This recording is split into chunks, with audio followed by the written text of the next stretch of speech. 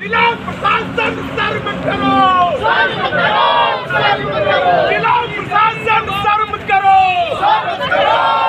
जमीन वापस करो, वापस करो, वापस करो। जिला प्रशासन होश में आओ, होश में आओ।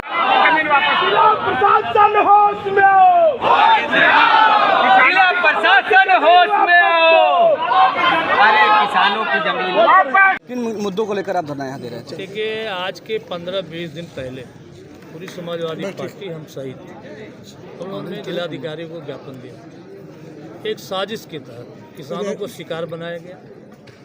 आज जिनका चकबंदी में चक मिली, जिनके बाप दादे के नाम पे ज़मीनें थे उसके बदले ज़मीन मिली, पट्टे की ज़मीन थी उसके बदले ज़मीन मिली, उसके भौमित्व अधिकार से वंचित करने के लिए इन्होंने 38(2) के नोटिस दे करके पूरी तरह से उनको बेदखल करने की साजिश रखी। बड़ी समस्या ये है कि भाई आप मार रहे हो, हमको रोने भी नहीं दे रहे हो। हम लोगों ने कहा कि अब मैं कानून में विश्वास करता हूँ, हम सब कानून में विश्वास करने वाले लोग हैं, तो कानूनी लड़ाई जब हो रही है तो हमें अधिकार है, संवैधानिक अधिकार है किसान को उसके कागजात दिए।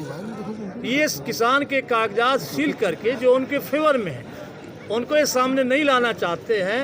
अंड बंड जो काम ये उल्टा सीधा कर रहे हैं उसके तहत किसानों की ज़मीन छीनना चाहते हैं। इसी के लिए हम लोग यहाँ आए कि सर्वप्रथम आप कानूनी कार्रवाई करो, हम कानून से लड़ेंगे, लेकिन जो अधिकार हमारा है कि हमारे सारे दस्तावेज कागजात हमें मिले उससे आप वंचित मत करो, उसको तत्काल देने का काम करें। आज इन्होंने जिलाधिकारी के प्रतिनिधि के रूप में अभी एडीएम साहब ने आपके सामने भी कहा है, घोषणा किया कि 1 हफ्ते के अंदर हम व्यवस्था करके देंगे। यदि नहीं देंगे तो एक ऐतिहासिक आंदोलन चंदौली जनपद में होगा।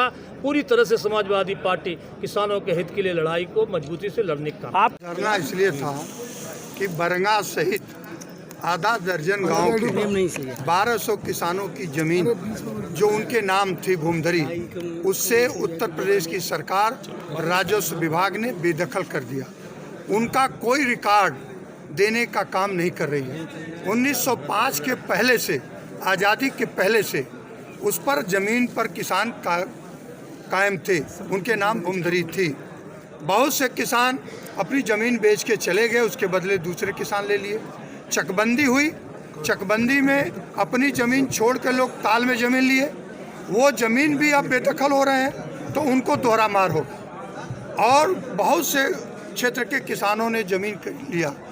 जहाँ रायल ताल की बात की जा रही है, रायल ताल के नाम से आज भी केवल सिर्फ 51 एकड़ ज़मीन है जो बदस्तूर वो 20 ताल में भी कायम है।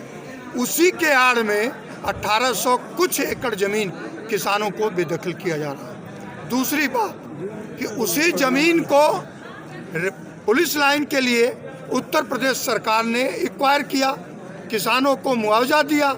अब मुआवजे की नोटिस देकर वो वापस मांग रही है, तो उसके खिलाफ हम लोगों की एक मांग ये थी कि किसानों की ज़मीन से बेदखल न किया जाए। अगर कोई तकनीकी, कोई न्यायालय, कोई अन्य घटनाक्रम में आया है तो उसके लिए तरीका है कि जिस प्रकार से आदिवासियों के लिए एक कानून बना, जल जंगल ज़मीन, एक कानून बना पार्लियामेंट के अंदर, और उस कानून के तहत आदिवासी आबाद किए गए, उनको हक दिया गया। अगर कहीं कोई दिक्कत है तो उसमें संशोधन करे केंद्र सरकार, और कोई दिक्कत नहीं है तो सीधे किसानों को जो बेदखल किया है उसे बहाल करे। उनको भूमिधर हो जाएंगे तो ऑटोमेटिक उनको सब अधिकार मिल जाएगा, लोन लेने का, बैंक में देने का, खेती करने का। ये